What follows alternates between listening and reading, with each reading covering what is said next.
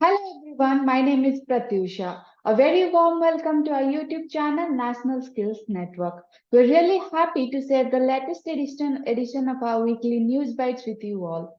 We as a team put in a lot of time and effort to bring all the relevant information and updates related to the evolving work integrated education system in India. So without further delay, let's get into the video and see what are all the highlights of this week, and later I will give other updates in Hindi. So, before moving forward, I would like to remind you all that if you haven't subscribed to our YouTube channel yet, then do consider subscribing and hit the bell icon next to it so that you don't miss any updates from us. An important event that we all look forward to every year from the skill development, vocational education, and work integrated education space is the Global Skill Summit or GSS 2023 from FICCI. This year, the event will be held on 20th and 21st September in Delhi, and I'm very happy to share that we are one of the outreach partners and we are working very closely with the FICCI team. It would be nice to have you there, so please get started by registering yourself for the event. And from NSN, we have been conducting few webinars, and this is a series. The first one was focusing on NEP 2020, and we were trying to highlight the points for teachers, trainers, and adjunct faculty.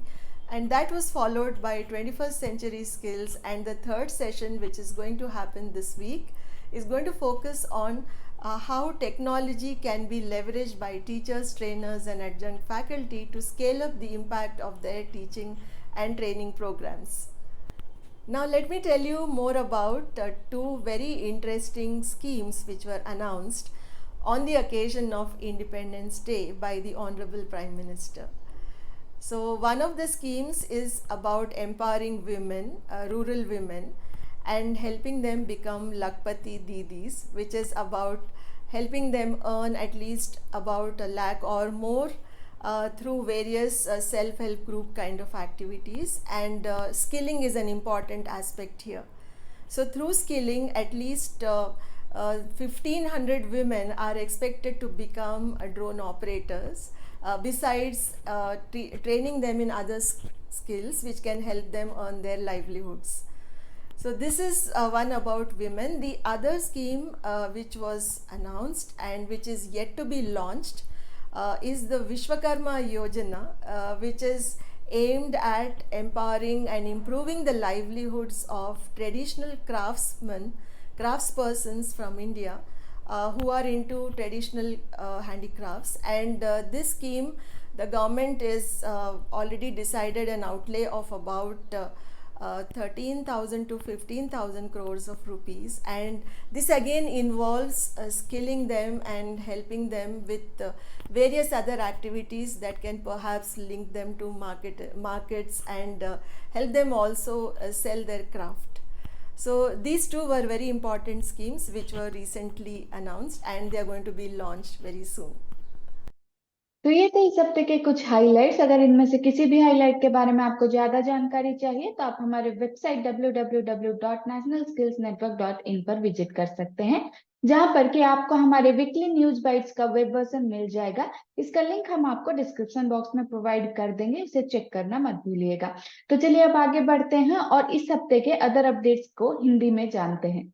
सरकारी कौशल विकास परियोजना अप्रेंटिसशिप्स और समाचार 22 अगस्त 2023। तो चलिए आगे बढ़ते हैं और जानते हैं कि इस हफ्ते सरकार उद्योग एकेडमी में क्या क्या हुआ है। हॉस्पिटैलिटी टेक प्लेटफॉर्म ओयो ने डेनमार्क सहित विभिन्न देशों में अपने वेकेशन होम बिजनेस में हरियाणा के युवाओं को ऑन द जॉब ट्रेनिंग प्रदान करने के लिए विश्वकर्मा स्किल यूनिवर्सिटी के साथ साझेदारी की है। महाराष्ट्र के मुख्यमंत्री एकनाथ शिंदे जी ने कौशल भारत और डिजिटल पहल के हिस्सों के रूप में 15 अगस्त 2023 को आईटीआई में 75 आवासीय कक्षाओं का उद्घाटन किया है। ESSCI ने भारत भर में माध्यमिक और वरिष्ठ माध्यमिक विद्यालयों के छात्रों को सशक्त बनाने के उद्देश्य से CSC एकेडमी के साथ national electronics and IT olympiad launch किया है। अन्ना विश्वविद्यालय के 3 engineering college footwear manufacturing, garment manufacturing and logistics में कौशल छात्रों के लिए 3 साल के बीवॉक डिग्री कार्यक्रम की पेशकश करने जा रही है।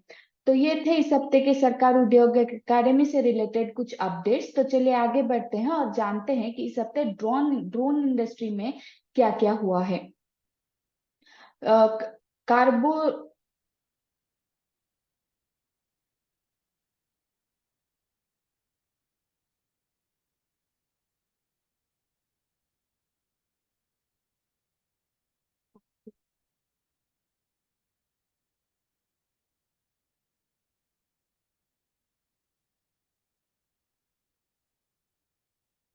कार्बोरंडम यूनिवर्सल लिमिटेड ने ड्रोन को हल्का, मजबूत और अधिक टिकाऊ बनाने के उद्देश्य से उत्पाद विकसित करने के लिए आइडिया फोर्ज टेक्नोलॉजी के साथ सहयोग किया है।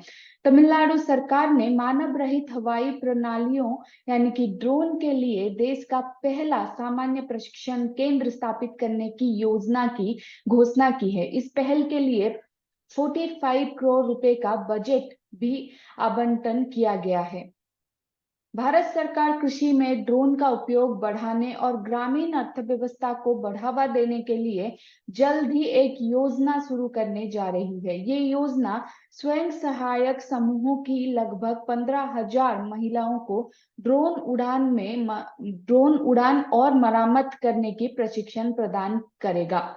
तो ये थे इस हफ्ते के ड्रोन इंडस्ट्री से रिलेटेड कुछ हाइलाइट्स। तो अगर आपको ड्रोन इंडस्ट्री से रिलेटेड और अधिक जानकारी चाहिए तो आप हमारे यानी कि नेशनल स्किल्स नेटवर्क की इनिशिएटिव ड्रोन फ्लुएंस की वेबसाइट चेक कर सकते हैं। इसके वेबसाइट का लिंक हम आपको डिस्क्रिप्शन बॉक्स में प्रोवाइड कर देंगे, उसे चेक करना मत भूलिएगा। Thank you so much for watching our video. अगर ये वीडियो आपको हेल्पफुल लगा तो इसे अपने फ्रेंड्स एंड फैमिली के साथ शेयर करना मत भूलिएगा।